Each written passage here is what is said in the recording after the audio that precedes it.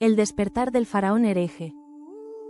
En las arenas eternas de Egipto, un reino de dioses múltiples y rituales milenarios se erige con majestuosa solemnidad. Las pirámides se alzan hacia el cielo como testigos mudos de un pueblo que rinde plegaria a infinitas fuerzas divinas.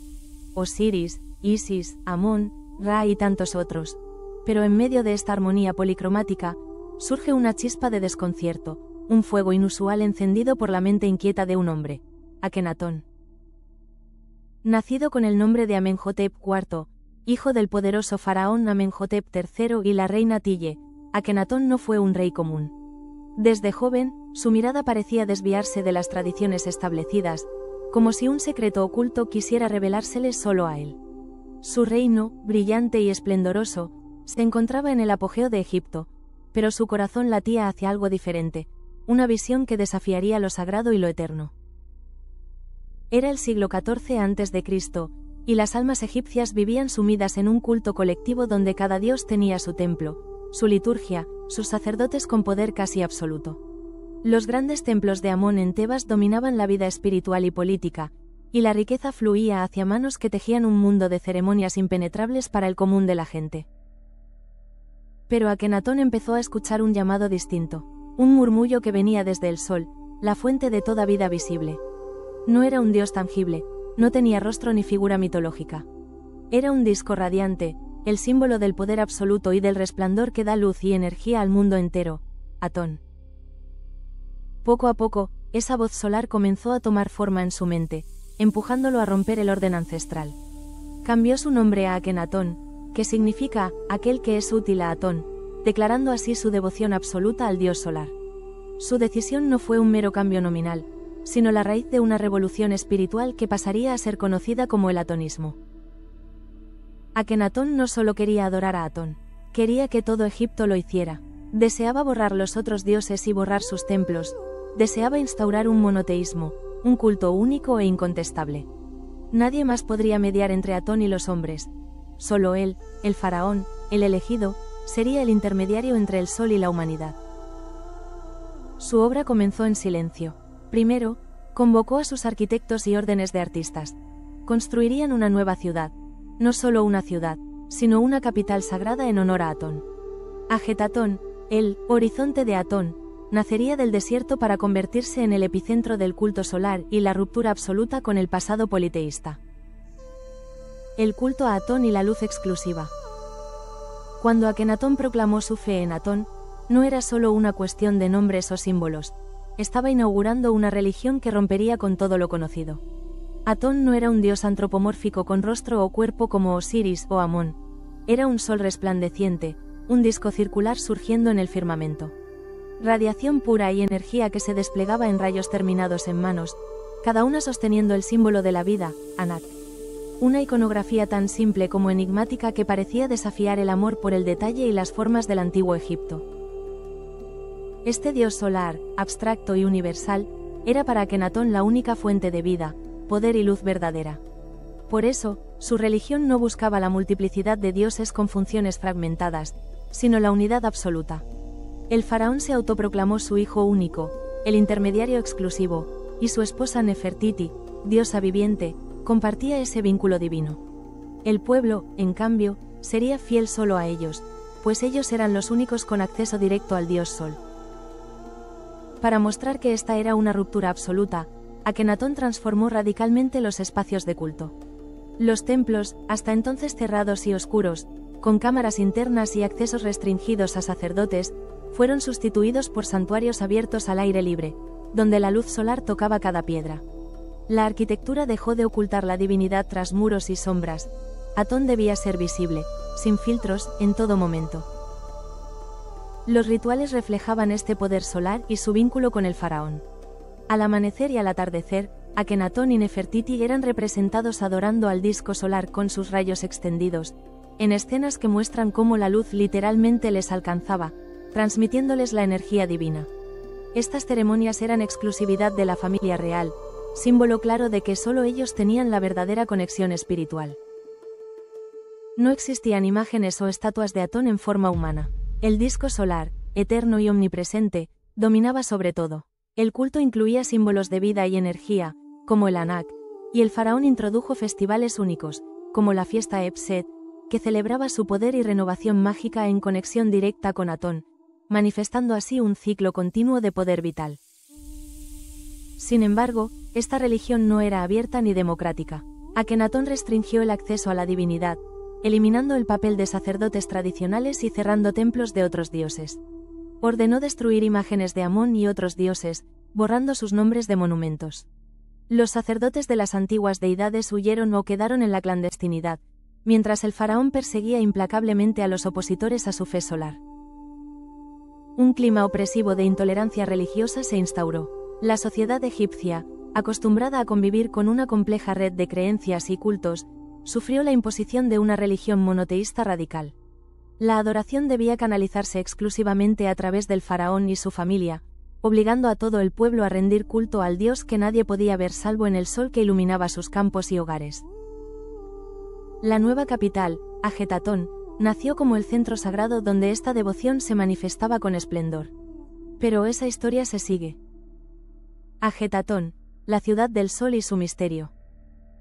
En el corazón del desierto egipcio, donde las arenas parecían indomables y eternas, Akenatón eligió un lugar virgen, un terreno nunca pisado por pies divinos ni consagrado por rituales antiguos. Allí, como un anuncio celestial, levantó una ciudad que sería la manifestación tangible de su visión monoteísta, Ajetatón, el horizonte de Atón. La elección del lugar no fue azarosa ni caprichosa. Akenatón interpretó una señal divina. Las montañas que rodeaban la llanura formaban una imagen única, el horizonte, por donde el sol naciente deja su luz primera sobre el mundo. Era un símbolo de renacimiento y poder, un escenario perfecto para el dios que él adoraba y que quería imponer sobre todo Egipto. Ajetatón no era solo una ciudad, era un templo al aire libre, un monumento hecho de piedra y luz que reflejaba el alma de Akenatón y su nuevo orden espiritual. Dividida en sectores bien delimitados, la ciudad estaba atravesada por una amplia avenida llamada el Camino Real, que conectaba los barrios residenciales con los templos y palacios, trazando una línea recta que parecía querer imitar el rayo del sol atravesando el cielo. En la ciudad norte se encontraba el palacio principal, residencia de Akenatón y Nefertiti, protegido por altas murallas que aislaron a la familia real del resto del mundo. Allí, en la intimidad de su oasis, el faraón y la reina vivían conectados directamente con Atón, en una comunión espiritual única y exclusiva. El centro de la ciudad, por otro lado, era un hervidero de actividad política, religiosa y administrativa. Allí se congregaban los funcionarios que dirigían la ciudad y el reino, y donde se encontraban los templos elevados al dios Sol. La luz nunca faltaba en esos espacios, en total oposición a los oscuros templos tradicionales del Egipto anterior, mostrando así un cambio radical en la relación entre el hombre y la divinidad. Pero no todo era esplendor y armonía. La ciudad de Ajetatón, a pesar de su belleza y radicalismo, se levantaba sobre un terreno de tensiones crecientes. La imposición del monoteísmo eclipsaba no solo a antiguos dioses, sino también a antiguos poderes. Los sacerdotes de Amón y otros dioses tradicionales conspiraban en las sombras, su influencia, aunque menguante, seguía latente. Además, la ubicación remota y la concentración del culto en una sola ciudad levantaban dudas y resistencias. Muchos pueblos y gobernantes vasallos se sentían alejados, y los problemas militares y políticos crecían mientras Akenatón se consumía en su visión espiritual. Ajetatón, aunque ciudad celestial, empezó a ser vista como un faro contradictorio, luz y oscuridad al mismo tiempo. Y así, bajo el sol más brillante del antiguo Egipto, la ciudad del faraón hereje brillaba con toda su fuerza, pero también amenazaba con romperse, dejando un misterio que todavía hoy atrae la mirada de todos los que buscan comprender una de las revoluciones espirituales más radicales de la historia humana. El ocaso del faraón hereje y el misterio eterno. Akenatón, el faraón de la luz, gobernó Egipto con la fuerza de un dios viviente durante aproximadamente 17 años. Pero detrás de su monoteísmo radical, su ciudad resplandeciente y su fe inquebrantable, comenzaban a aparecer sombras cada vez más profundas. Su reino, consumido por la devoción exclusiva a Atón, dejó de atender otras realidades palpables. Las fronteras se vieron amenazadas y los estados vasallos, tradicionalmente protegidos por el poder egipcio, comenzaron a caer en manos de enemigos como los hititas.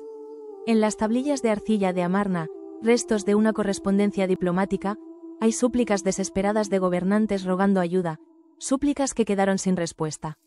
Akenatón, absorto en su revolución espiritual, no envió tropas. El poder militar y político de Egipto se debilitaba mientras su faraón perseguía dioses invisibles y reprimía sacerdotes antiguos. La corte pronto se llenó de intrigas y pérdidas personales. La reina Nefertiti, compañera inseparable, desapareció de las representaciones públicas. La familia real sufrió muertes dolorosas. Varias de sus hijas murieron, probablemente víctimas de una epidemia devastadora que azotó Egipto, dejando al faraón marcado por el luto y la culpa. En una muestra inédita en la historia egipcia, escenas de luto fueron grabadas en las paredes de su tumba, humanas y sentidas. Aquellos momentos mostraban a Akenatón y Nefertiti llorando por la pérdida de sus hijos, un drama que parecía metáfora y profecía del destino del dios viviente. Finalmente, el paraíso de luz comenzó a desvanecerse. La ciudad de Ajetatón, bella y solitaria, fue abandonada poco después de su muerte, que ocurrió en circunstancias que aún hoy se discuten. Algunas teorías sugieren enfermedades derivadas del síndrome de Marfan que padecía el monarca, otras sospechan un posible asesinato motivado por luchas internas o conspiraciones contra su régimen. Con la muerte de Akenatón, el sueño monoteísta se desmoronó. Su sucesor, el joven Tutankamón, y sus asesores restauraron el politeísmo, los templos y dioses tradicionales recuperaron su lugar, y se emprendió un borrado sistemático de la memoria de Akenatón y su ciudad sagrada. La capital volvió a mudarse a Tebas y Memphis, y Amarna quedó enterrada bajo la arena, casi olvidada para siempre. Sin embargo, el eco del faraón hereje seguía susurrando en la historia oculta del mundo. ¿Fue Akenatón un visionario adelantado a su tiempo, un profeta del único Dios que siglos después inspiraría religiones universales? ¿O simplemente un soberano obsesivo que llevó a su pueblo a una quimera imposible? Los arqueólogos y estudiosos aún debaten sobre el significado real de su reforma. Pero lo cierto es que Akenatón marcó un quiebre radical en la espiritualidad humana. Un intento único, un faro de luz en la antigüedad que desafió la pluralidad y la tradición.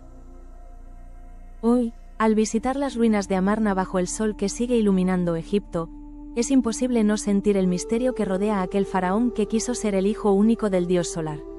Su religión monoteísta, efímera como un rayo en el desierto, dejó enseñanzas y preguntas que todavía iluminan y desafían nuestra percepción de la historia y la fe. Llamado a la acción, si este viaje por las arenas del tiempo te ha despertado la curiosidad por los misterios ancestrales y los secretos olvidados de civilizaciones milenarias, te invitamos a profundizar más con nosotros en Dimensión Ancestral. Suscríbete, comparte y comenta. ¿Crees que Akenatón fue un visionario adelantado o solo un rey desgarrado por sus propias obsesiones? ¿Qué otros enigmas te gustaría descubrir aquí? Tu voz es parte fundamental de esta exploración ancestral. No olvides activar la campana de notificaciones para no perderte las próximas historias que traerán luz sobre el pasado escondido del mundo. Porque la historia no solo se lee, se siente, se vive y se descubre aquí, en Dimensión Ancestral.